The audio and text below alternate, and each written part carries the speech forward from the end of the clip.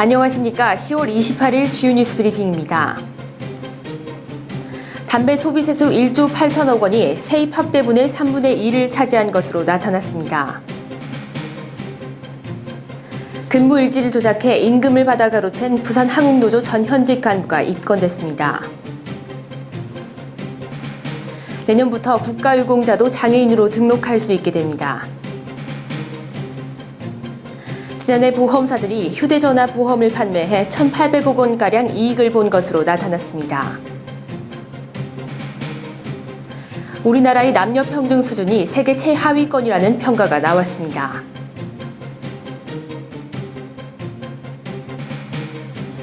내년 정부 예산안의 기초가 되는 세입 인상의 3분의 1 이상이 담배 소비 항목이 신설되는 개별 소비세 수입에 의존한 것으로 나타났습니다.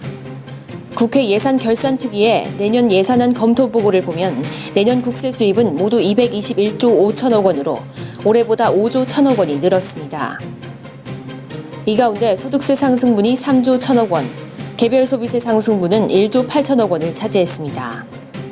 예결위는 보고서에서 개별 소비세의 경우 담배 한 갑에 개별 소비세 594원을 새로 부과하는 법 개정을 전제로 편성된 것이라며 담배 가격의 인상 여부에 따라 예산이 수정될 수 있다고 지적했습니다.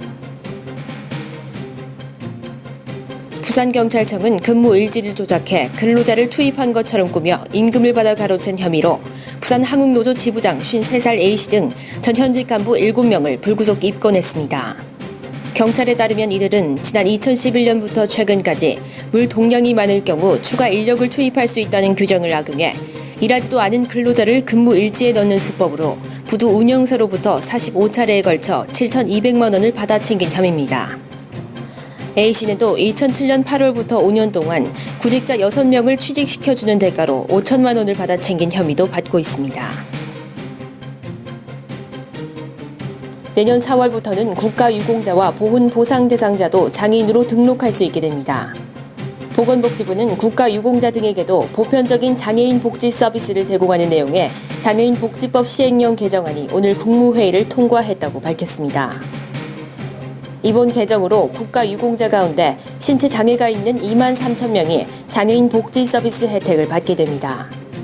단 국가유공자가 장애인으로 등록해도 보훈 서비스와 중복되는 장애인 활동 지원 서비스와 장애수당 등의 보훈 서비스는 이용할 수 없습니다. 지난해 보험사들이 휴대전화 보험을 판매해 1,800억 원가량 이익을 본 것으로 나타났습니다. 금융감독원이 국회 정무위원회 김상민 의원실에 제출한 자료에 따르면 지난해 국내 보험사는 휴대전화 보험으로 1,745억 원을 남겼습니다.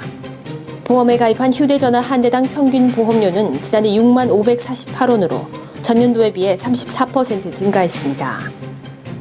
또 보상 건수는 늘었지만 보상 금액은 줄어 보험사들이 휴대전화 보험료는 올리고 보상금은 줄인 것으로 분석됐습니다.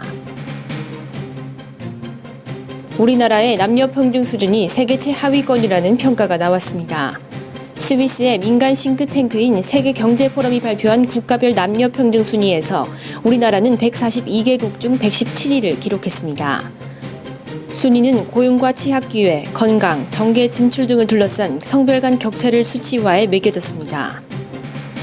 1위는 아이슬란드가 차지했고 이어 핀란드와 노르웨이 등 북유럽 국가들이 최상위권에 자리한 반면 아시아 국가 중에서는 필리핀이 9위로 가장 높았습니다. 지금까지 10월 28일 주요 뉴스 브리핑 정호인이었습니다.